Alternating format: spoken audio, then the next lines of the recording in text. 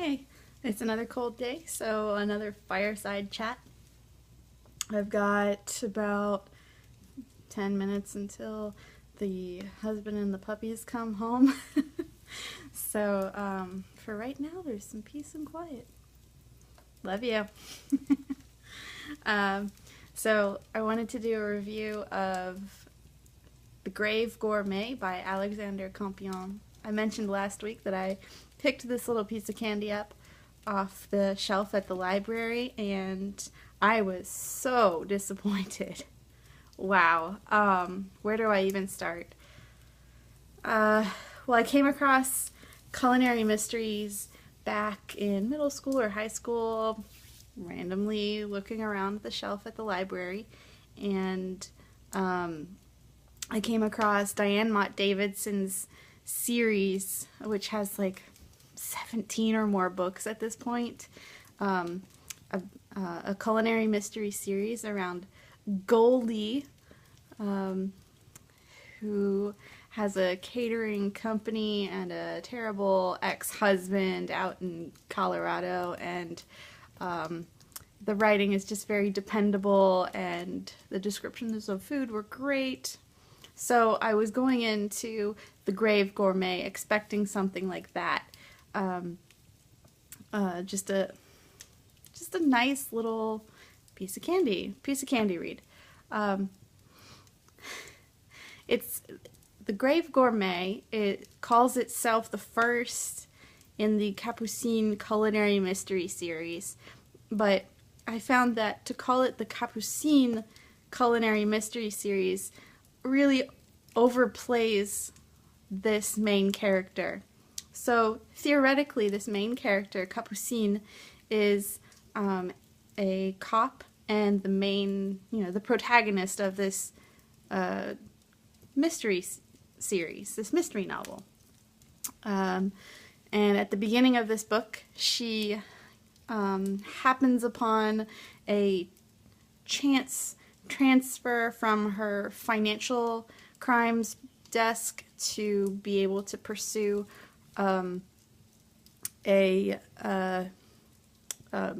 crime, a murder. And after that, she's basically only the conduit for all the men in her life to talk and fantasize about her sexually. It's to the point that even her cousin is just always up on her, like, what's the phrase he uses? Tickles her ribs while he tries to do like a side hug or something. God, it was so bad. It was so bad. I read the whole thing expecting it to get better, but it didn't. And so, because I went through the whole thing, I'm going to say this a little bit. Capucine, the theoretical main character of this novel, coincidentally, is also the name of a super hottie model from France in like the mid-20th century. And also coincidentally, the author, Alexander Campion, his main character's older, fatter husband is named Alexandre. So, in essence, we have the author, who is himself in real life a restaurant critic, placing himself into this novel as a secondary character so that he can fantasize about dating and marrying and all the fun stuff that goes along with marriage, a super hottie supermodel. So, that didn't exactly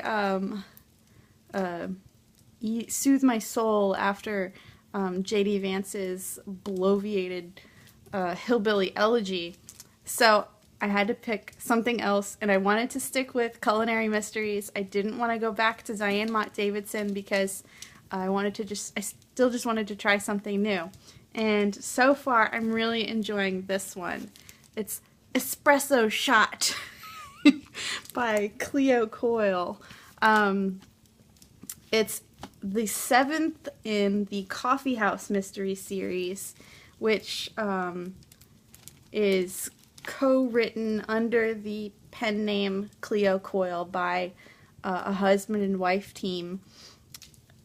And it started as this like indie hit, cult hit, and this is the 7th, but there are more in the series beyond the 7th, beyond Espresso Shot.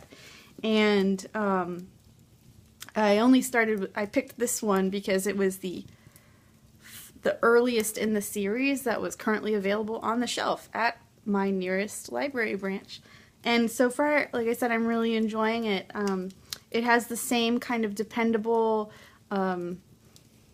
cozy, easy mystery writing as Diane Mott Davidson's series. It has a lot of really hilarious, like feminist barbs thrown in there. Like in this case, the main character, Claire, interacts in the opening chapters with 2 female lead detectives, one of whom blatantly ogles and objectifies Claire's ex-husband, who was also at the scene of the crime, and they completely ignore him and shut him out. It's hilarious. So, and in this book, so far, also the food descriptions are a lot better. I was expecting a lot more from the Grave Gourmet because he's a restaurant critic, but I would be surprised if he ever really enjoyed an unpretentious meal. Whereas in Espresso Shot, like in Diane Mott Davidson's series, you get these really technical, beautiful descriptions of food and food preparation, and it really is a celebration of the culinary aspect of a good culinary mystery. So I know there's at least one other big culinary mystery series. I've never tried it. It's the series by Joanne Fluke. I would like to try another male author of a culinary mystery series, so if you have any recommendations aside from Alexander Campion, please let me know. And if you've ever read any of these books, I'd be happy to talk about them in the comments section below. I wish you all a good cozy reading night, and see you next time. Bye.